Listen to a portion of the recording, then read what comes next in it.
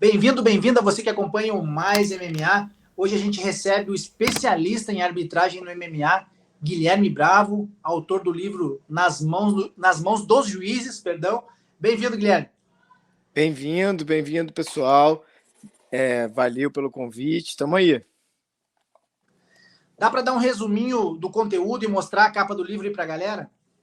Então, o livro tá aqui, ó, nas mãos dos juízes, ele é em português, e você virar também, ó, você consegue ler ele em inglês.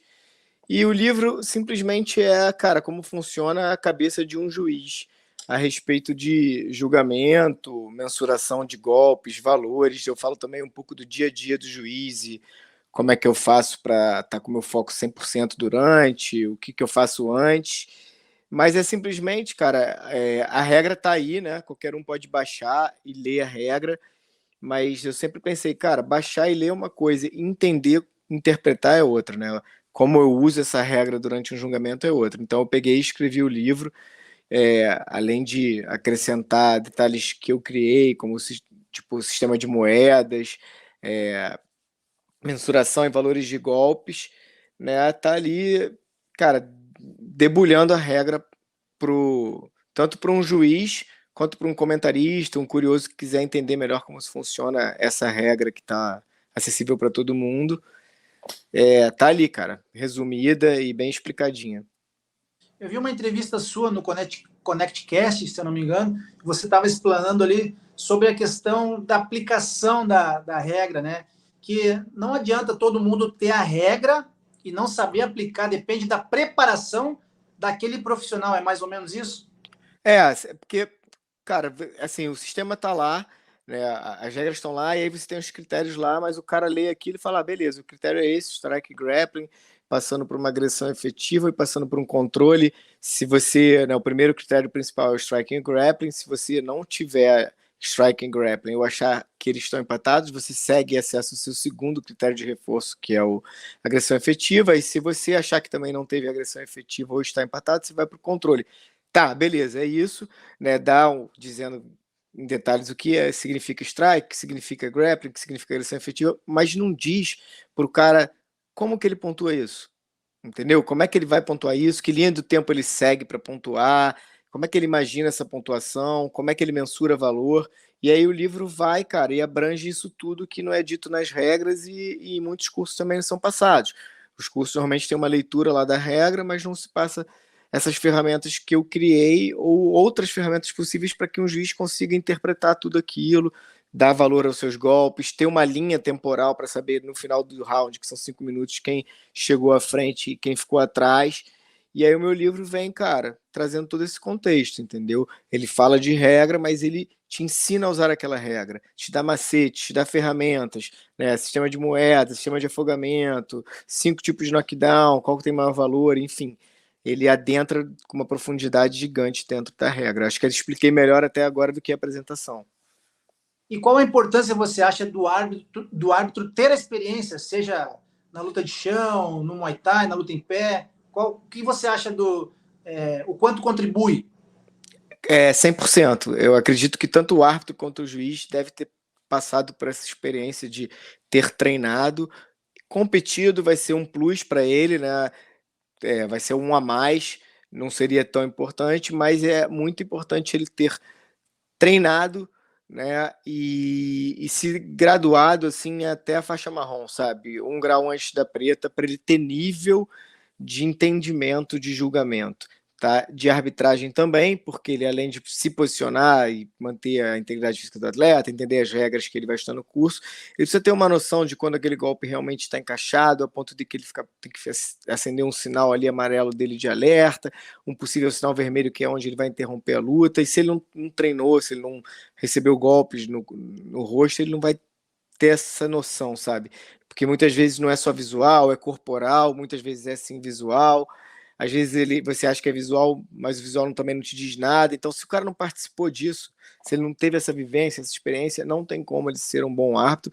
E juiz, cara, é pior ainda. Se ele não tem experiência de grappling ou de striking, nunca treinou, não se graduou até uma faixa marrom, ele não vai saber, e é o que eu falo no livro, dar valor para os golpes de striking e para os seus golpes de grappling. Não vai entender o quanto vale uma queda, quanto vale uma raspagem. Então é de extrema importância um juiz ter formação de grappling e striking, assim como o árbitro. Só para ficar bem claro para a galera, o árbitro central, quando a gente fala de árbitro, é o cara que fica dentro do octógono na arena. Sim. E os são os que ficam, juízes laterais, que ficam do lado de fora. Isso. É isso? São 3 do lado de fora.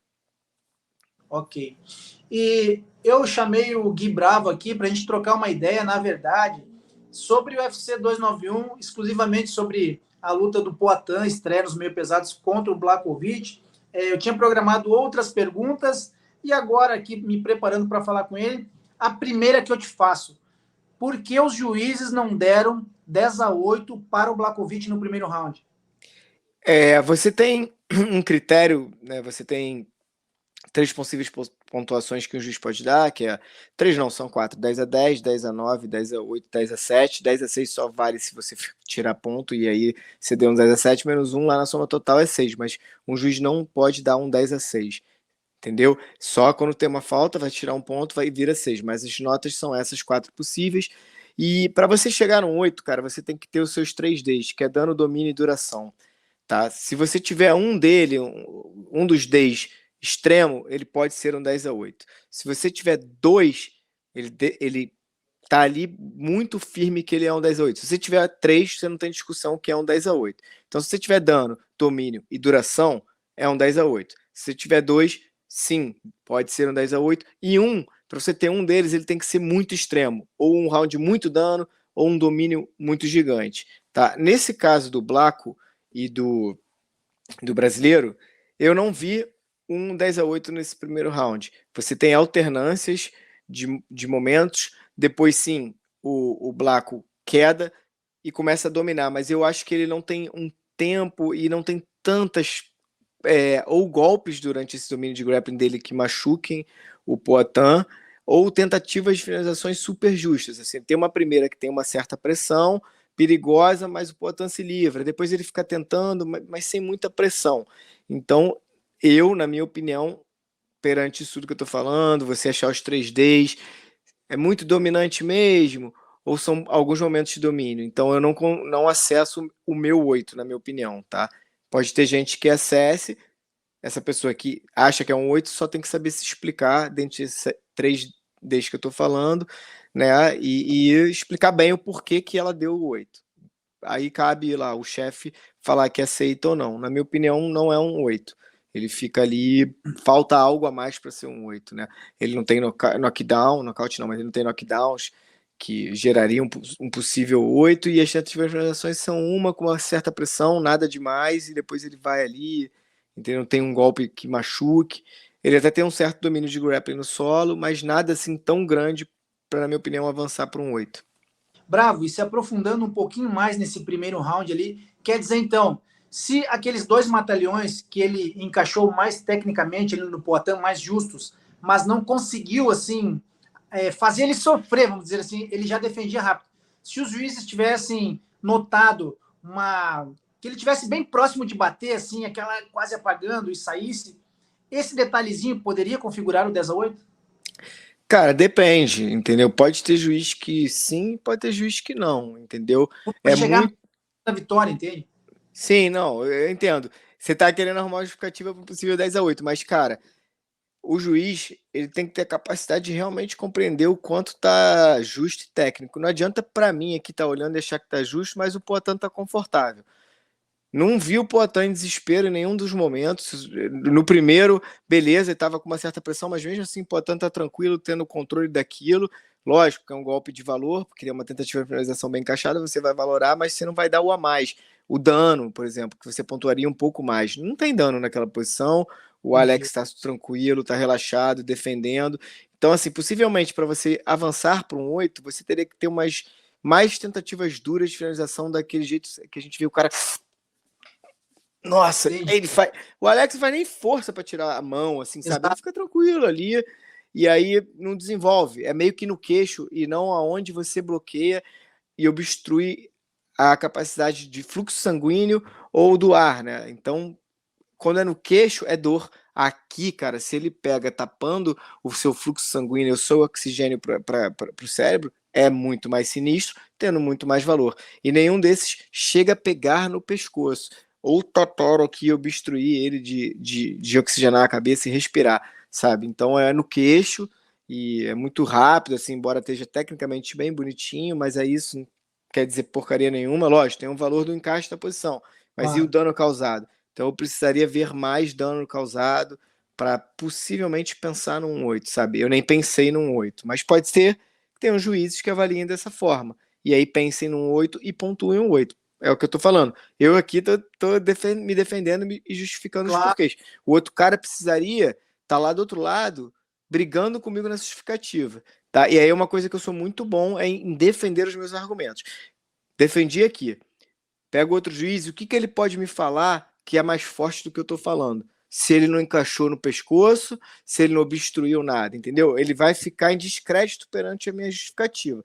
E ele vai sair mal justificando 10-8 dele. Então, quando o cara tem que ver, ele tem que saber, não é só ver, é falar e explicar os porquês. Eu aceitaria sim se esse outro juiz que estivesse discordando de mim falasse: não, Bravo, porra, pegou aqui, ó, tava encaixado, o Alex sentiu dor, sabe? Ele bravejou para sair da posição, só que isso não aconteceu e aí vai cair nisso, entendeu? Qual a justificativa para defender um 8 ali?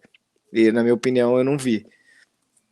Entendi. Muito legal tu esclarecer isso, porque é esse detalhe que não teve a mais que eu acho que configuraria daí, mas não configurou porque não teve, obviamente. Sim. Mas como você até já esclareceu no programa ali no Momento Bravo com o Alonso, que realmente o Poatan levou essa luta tranquilamente na pontuação técnica, na tua visão de árbitro, né?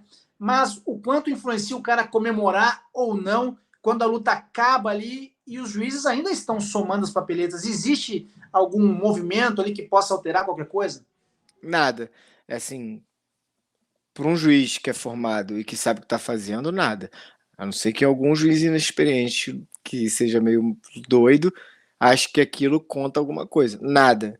Né? Eu, como lutador, me lembro que nas minhas lutas, por exemplo, de Muay Thai, o mestre falava: levanta o braço, comemora, que isso influencia os juízes. Balela. Em nada, entendeu? A luta já foi julgada, já foi pontuado e o cara comemorar ou não é irrelevante. Se a galera acha que influencia, pode esquecer, cara. Que não influencia, não. Não, Influencia a plateia, de repente, né?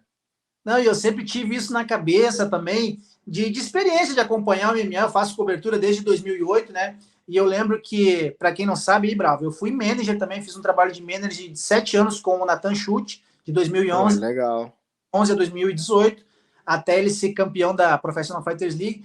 E em 2018, quando acaba a luta dele e do Rashid, eu tô de corner. E eu olho assim no telão, na estatística, eu vejo um monte de golpes a mais pro Rashid, pro russo. E eu pensei, caramba, abre essa porta de uma vez que eu vou botar esse menino nas costas e vou sair pulando com ele aí. E eu falei, sobe na grade, agora sobe no meu ombro. E dei de dedo nos russos e tal. Que nada, já tinha acabado. Mas no nervosismo, achando que poderia ter alguma efetividade a comemoração. Na verdade, ele já tinha ganho porque ele tinha aplicado muita queda, mas eu no nervoso, eu achei que o russo ia levar. Eu pensei, vamos dar uma pressão aqui. E que nada, já tinha levado a luta, mas eu carreguei ele de graça, não adiantou nada. Ah, mas legal, eu acho que assim, independente do que eu tô falando, de não ter valor, é legal pro show, sabe? De passar uma imagem de vitorioso, entendeu? Puxou. Assim, isso eu acho legal, sabe? Vitorioso, não ficar de cabeça baixa achando que perdeu uma luta dividida. Uma coisa é quando o cara sabe que perdeu mesmo, né? E aí ele não quer comemorar porque ele acha que perdeu, mas é sempre legal você mesmo até na derrota mostrar a superioridade, que aquilo não te abala. E é bonito pro show quando acaba uma luta disputada, o cara, não, levanta o braço, vamos comemorar. Sim, isso é legal, mas para o juiz não influencia em nada.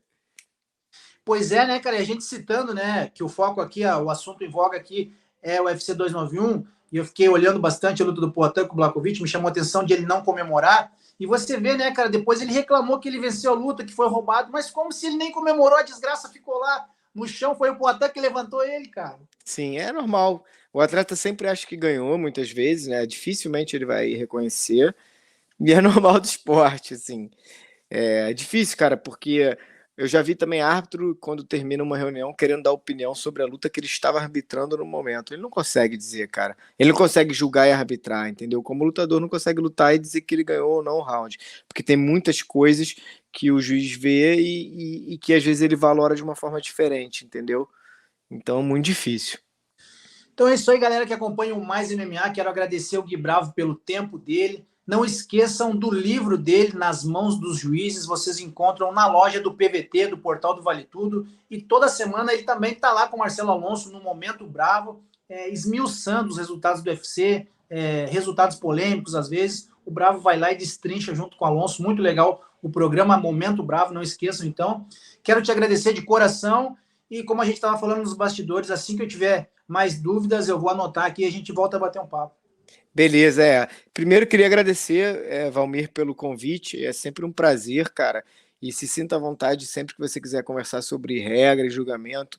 É um prazer para mim eu poder estar aqui passando conhecimento de forma gratuita. Vai estar no YouTube, todo mundo vai ter acesso. E aí queria mandar um abraço para todo mundo mais MMA, sabe? Que deem um like aí no programa. Qualquer coisa vocês também podem me seguir no meu Instagram, que é Gui_Bravo, e mandar suas dúvidas lá.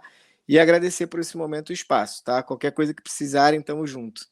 Tá aqui embaixo, ó, galera. Deixei aí passando o Instagram do Gui, ó. É Ah, legal. Tamo junto, meu irmãozão. Obrigado, tá? E até a... Valeu, irmão. Valeu. Os. Valeu, abração.